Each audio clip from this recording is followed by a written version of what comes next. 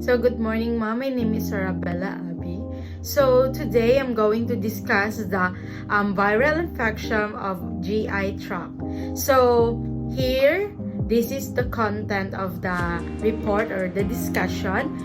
The stomach, the small intestine, the large intestine, esophagus, gallbladder, rectum, liver, and pancreas, mouth, and lastly, the appendix. So first, in the stomach, we have the disease gastritis. So it's all about inflammation of lining of the stomach. The inflammation of gastritis is most often and the result of infection with the same bacterium that cause most stomach ulcer or regular use of certain pain reliever. So the organism here is the Helicobacter pylori bacteria. So we have the picture here, example of gastritis, and this is the bacteria in the gastritis. After that, this is the some possible sign and symptoms of person that has gastritis. So, stomach pain, nausea, loss of appetite, frequent breathing, and bloating.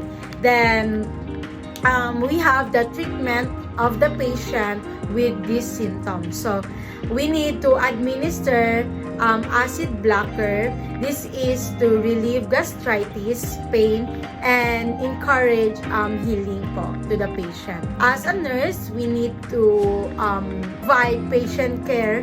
So, the patient should avoid alcohol, coke. The patient should also be reduced in stress as possible. The patient should be informed about a regular use of drug. So, this is the laboratory diagnosing the stool sample or stool exam, and CBC. Next is the small intestine or the enteritis.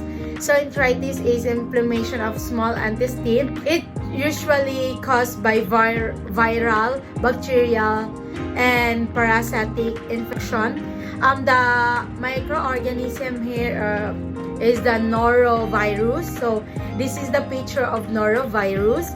So this is the sign and symptoms is fever, body ache, stomach pain, cramp, nausea, vomiting, and loss of appetite. So after that, the treatment is antibiotic, antiviral, and parasitic drug to target the infection.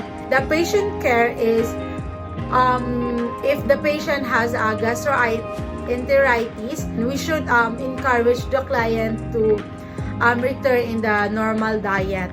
So as rapid as possible. Because diet can reduce the illness of the patient and also to improve the nutritional outcome of the patient. After that, the laboratory diagnosis here is stool exam and blood test also, like sa gastritis.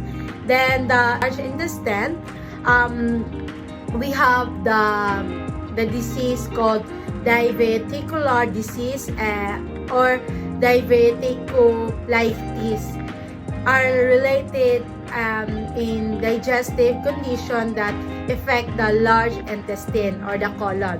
So this is the example, the microorganism called Bacteroides vaginitis. So the sign and symptoms here is abdominal pain, distended abdomen, fever, nausea and vomiting, rectal bleeding, constipation. So this is the example of the patient that having abdominal pain. So the treatment are needed here is antibiotic to treat the infection. The patient care here is to tell the patient to have rest po, and we should also administer stool softener, do liquid diet, and oral antibiotic are used also here. The laboratory diagnosis is liver enzyme test, CT scan, CBC, and stool example. After that, next is the esophagus. So in the esophagus, we have the disease called Barrett esophagus.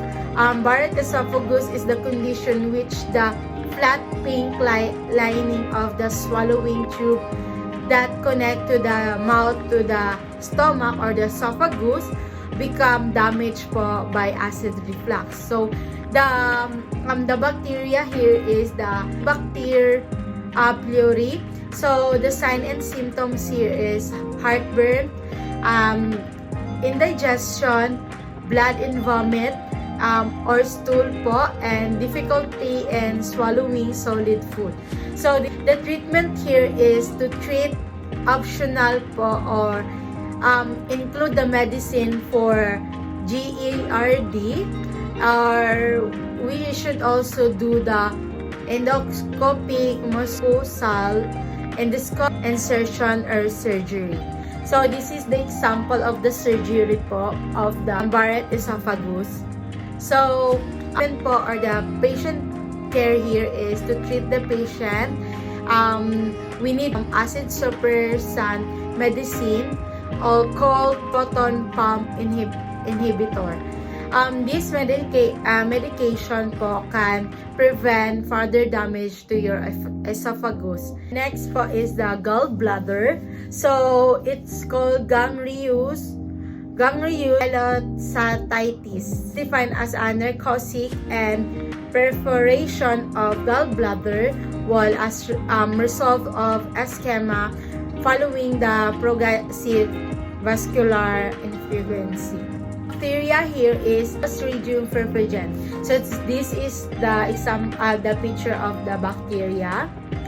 So the sign and symptoms here is high fever, shaking, chills, nausea, digestive system problem. So this is the example of the gangliositis or the inflammation of gallbladder. Treatment or surgery that we're going to do if the client is have this kind of disease. The patient care here is pain reliever and promote rest po to the client and maintain the fluid intake or IV fluid po to maintain the electrolyte balance po, and also to prevent complication po and further complication po to the patient. Next is the rectum, bowel incontinence. So this is an ability to control the bowel movement. So the microorganism here is Clostridium. The sign and symptoms here is rectal discomfort, abdominal pain, paradoxical diarrhea. So the treatment here is wearing absorbent pads, diet change, over the counter medication or medicine, bowel training, and pelvic floor muscle exercise. So this is the example of stomach relief or the medication po. The laboratory diagnosis is X-ray for area around the anus and rectum and electrography. Then next is the liver. So we have disease called hepatitis, inflammation of the liver. The liver is vital organ that process the ends, filter the blood, and fight the infection. The picture of hepatitis virus. So the sign and symptoms here is fever, fatigue, dark urine, joint pain, and jaundice. So this is the example of sign and symptoms. So the treatment here is support care for the client, rest, indicate nutrition, and fluid to help to relieve the symptoms also. Because then the patient care here is to love, rest, indicate fluid and nutrients, diet to help your body fight the virus. It also important to absorb them from to prevent any drinking in alcohol with hepatitis B. Heavy alcohol use is linked to increase the risk of liver disease. So laboratory diagnosis here is blood test. It is pancreas. So the disease is pancreatitis. This is a redness and swelling of the pancreas. So this is the sign and symptoms here. The sign and symptoms here is vomiting, rapid heart rate, fever, fluid build up in the belly. So this is the example of the sign and symptoms picture. So the virus here is varicella zoster virus.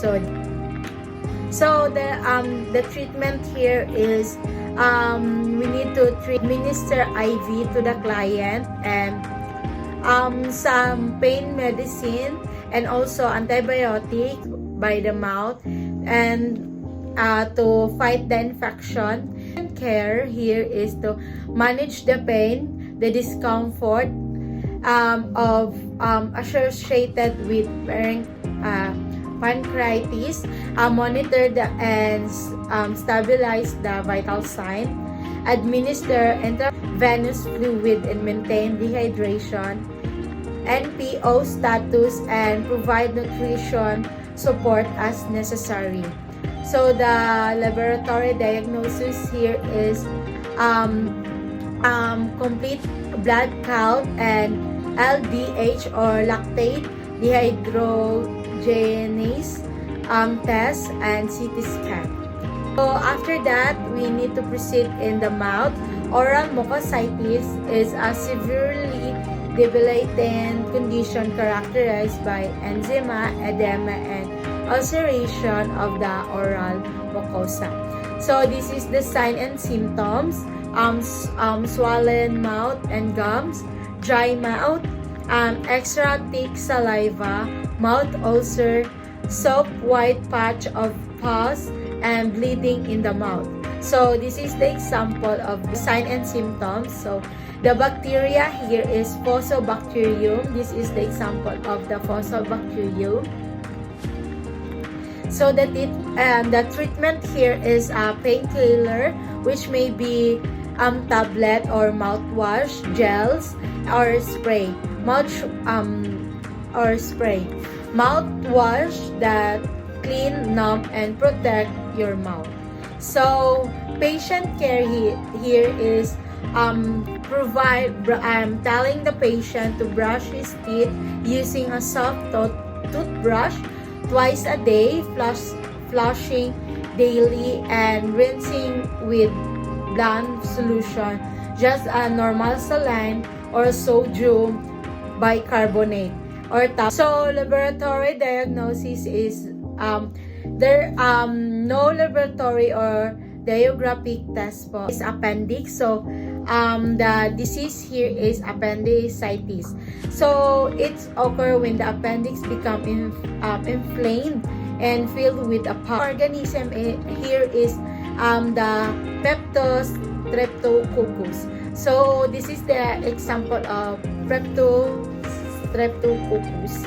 So the sign and symptoms here is sudden pain on the right side of abdomen, nausea and vomiting, loss of appetite, fever, constipation or diarrhea, abdominal discomfort. So the treatment here is appendectomy po. This is a removal of appendix.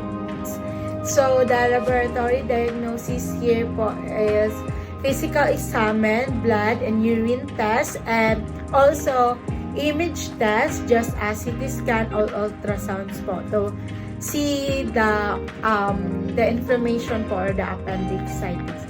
So prevent fluid volume deficit. So oral fluid intake, encourage the client to intake fluid po properly, and also through give rest po, to maintain rest of the client. So that's all po of my discussion about the viral infection in GI tract po.